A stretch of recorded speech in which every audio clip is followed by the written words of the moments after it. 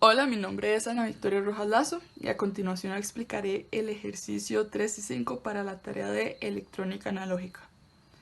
Bien, el ejercicio 3 nos indica que en el siguiente circuito debemos de encontrar el valor de todas estas corrientes y también debemos indicar el valor de la tensión de salida. Al observar el circuito que tenemos, podemos ver que tenemos un amplificador operacional. Para poder realizar un buen análisis es importante saber varias características que tiene este amplificador. Sabemos que un amplificador en su interior está compuesto por una impedancia de entrada, una ganancia y una impedancia de salida.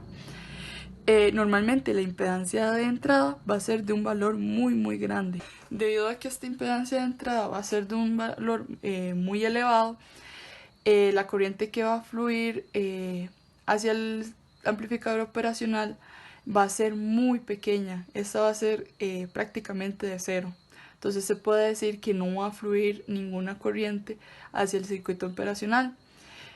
Por lo tanto se puede decir que la corriente I4 e I3 que van hacia el amplificador operacional en este circuito va a ser de 0 amperios. También es importante saber que debido a que tenemos esta impedancia de un valor bastante elevado, se va a generar un corte virtual en donde la caída de tensión que existe entre estos dos puntos va a ser de cero, debido a que no hay un flujo de corriente como tal. Por lo tanto, yo puedo decir que la tensión que yo tengo en este nodo, la cual identifiqué como VA, se puede transferir hacia este nodo, en donde va a tener el mismo valor que tiene la tensión para este nodo. Una vez que ya conocemos el comportamiento que tiene un amplificador operacional, vamos a realizar un análisis de nodos para poder encontrar todas estas corrientes. Vamos a empezar a analizar este nodo, en donde tenemos que la corriente I1 e I6 están entrando a dicho nodo e I3 van saliendo. Sabemos que I3 vale a 0 amperios debido a que está entrando al amplificador operacional. Se hace el respectivo de despeje y se obtiene que la tensión en el nodo VA va a ser de 8 voltios. Una vez que ya yo conozca el valor de la tensión en el nodo VA, puedo volver a realizar este análisis y realizar el análisis de nodo para despejar así la corriente I1. Sabemos que I3 es de 0, entonces sabemos que I1 va a ser igual a la corriente, al menos la corriente I6. Entonces se hace el respectivo cálculo cuando se hace un análisis de nodos y se obtiene que la corriente I1 es de 0,5 miliamperios. Ahora bien, si nos devolvemos a ver la fórmula que estamos obteniendo, podemos ver que I1 es igual a menos la corriente I6. Por lo tanto, la corriente I6 va a ser de menos 0,5 miliamperios. Una vez analizado este nodo, ahora procederemos a analizar este. Podemos ver que debido a que tenemos este amplificador operacional y este produce un corte virtual, la tensión que se encuentra en este nodo, el cual es de 8 voltios, va a ser el mismo en este nodo. Por lo tanto, esta también va a ser de 8 voltios. Ahora procederemos a realizar el respectivo análisis sobre dicho nodo, en donde I2 está entrando I5 e I4 están saliendo. Sabemos que I4, debido a que están entrando al amplificador operacional, es de 0 amperios. Por lo tanto, la corriente I2 es igual a la corriente I5. Se hace el respectivo análisis en donde la corriente I2 va de los 12 voltios a menos VA sobre una resistencia de 4 kiloohmios. Entonces se hace el respectivo cálculo y se obtiene que la corriente I5 va a ser de 1 miliamperio. También debido a que I2 es igual a I5, podemos decir que también I2 va a valer también 1 miliamperio. Ya una vez que se realizó el análisis para este nodo, se procede a realizar el análisis para este, el cual se identifica como VB. Para yo poder sacar la tensión en este nodo, puedo utilizar la fórmula que obtiene la tensión para esta resistencia. Debido a que ya conozco la corriente que fluye por esta, que la cual equivale a 1 miliamperio, y ya conozco la tensión VA, que la cual es de 8 voltios. Entonces la aplicamos en donde la tensión de esta resistencia va a ser igual a VA menos VB. La tensión de esta resistencia va a ser de 16 k ohmios por I5, que es de 1 miliamperio, y esta va a estar igual a los 8 voltios, que es de VA menos VB. Se hace el respectivo despeje y se obtiene que VB es de menos 8 voltios. Ahora bien, es importante reconocer que VB va a ser igual a la tensión de salida V sub O, debido a que aquí este V sub O se encuentra sobre el nodo VB. Entonces la tensión V sub O va a ser de menos 8 voltios también. Ahora se continúa calculando las corrientes faltantes. Podemos ver que podemos calcular IL. Podemos obtenerla al utilizar la fórmula que me obtiene la tensión para esta resistencia, en donde V sub O va a ser V sub O se va a restar con los 0 voltios que genera la Tierra, y esta se va a dividir entre los 2K ohmios que se encuentran en esta resistencia, para poder así obtener la corriente IL, como se puede ver en este procedimiento. Sabemos ahora que V sub O, o bien VB, es de menos 8 voltios. Se divide entre esta resistencia y se obtiene que IL va a ser de 4 miliamperios. Bien, ya conocemos todas las corrientes y también el valor de la tensión V sub O. Sin embargo, nos falta esta corriente I7. Una forma para poder calcularla es realizando un análisis de nodos sobre la tensión VB. En este nodo está entrando la corriente I5 y la corriente I7, y está saliendo la corriente IL.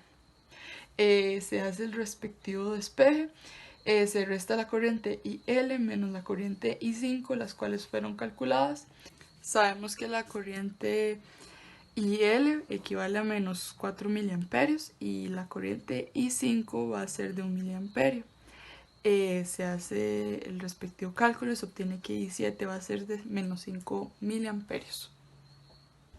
El ejercicio 5 nos indica que cada radioestación en una zona geográfica determinada tiene asignada una frecuencia portadora, de tal manera que los rangos de frecuencia de las señales de distintas estaciones no se mezclen.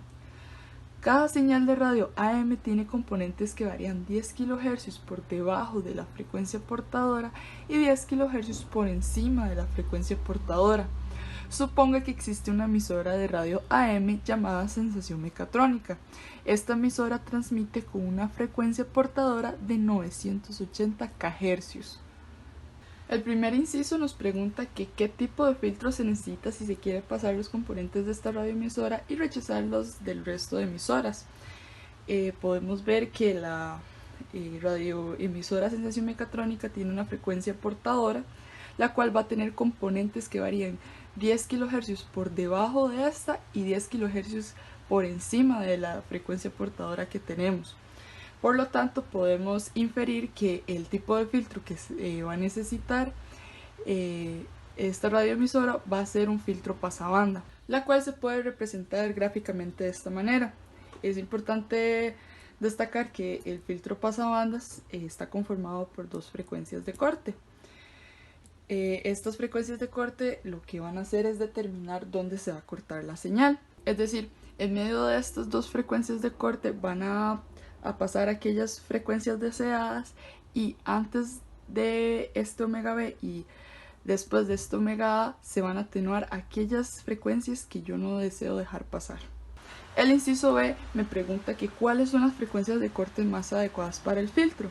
Bien, podemos ver que la radioestación tiene una frecuencia portadora de 980 kHz. Esta frecuencia portadora tiene componentes que varían 10 kHz por debajo y por encima de esta. Por lo tanto, las frecuencias de corte simplemente vamos a sumarle y restarle esos 10 kHz que están variando. Podemos ver que las frecuencias de corte van a ser de 970 kHz y de 990 kHz. También podemos obtener estas frecuencias de corte en términos de la frecuencia angular. Para poder hacerlo simplemente debemos de multiplicar por 2pi estas frecuencias de corte que la tenemos en términos de hercios, y se obtiene que en este caso el omega A, lo cual es los 990 kHz, equivalen a 6.220.353.4 radianes entre segundo, mientras que el omega B, lo cual eran los 970 kHz, al pasarlos a frecuencia angular, equivalen a 6.094.689.7 radianes entre segundos. El inciso C nos pregunta que cuál es el ancho de banda, la frecuencia central y el factor de calidad para el filtro.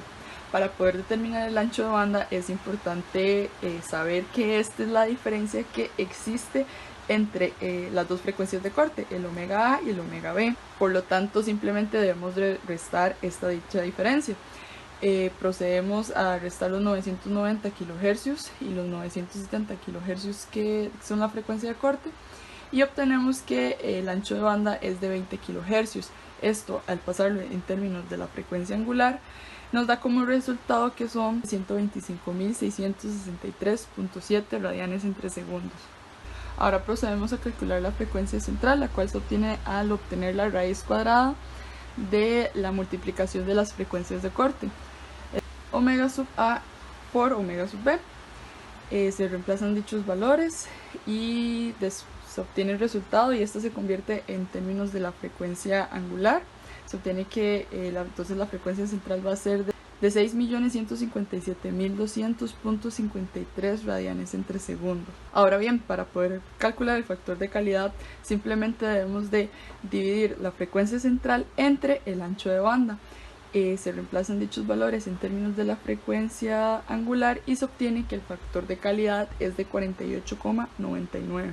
El inciso D nos indica que debemos de diseñar un circuito y implemente un filtro de primer orden para esta función. Ok, tenemos que entonces implementar un filtro pasabanda en forma de circuito. Es importante reconocer que los filtros pasabanda es una combinación de los filtros pasa alta y los pasa baja. Por lo tanto, el circuito que se va a formar va a ser una combinación del filtro pasa alta y el filtro pasabanda, el cual se va a ver de esta manera.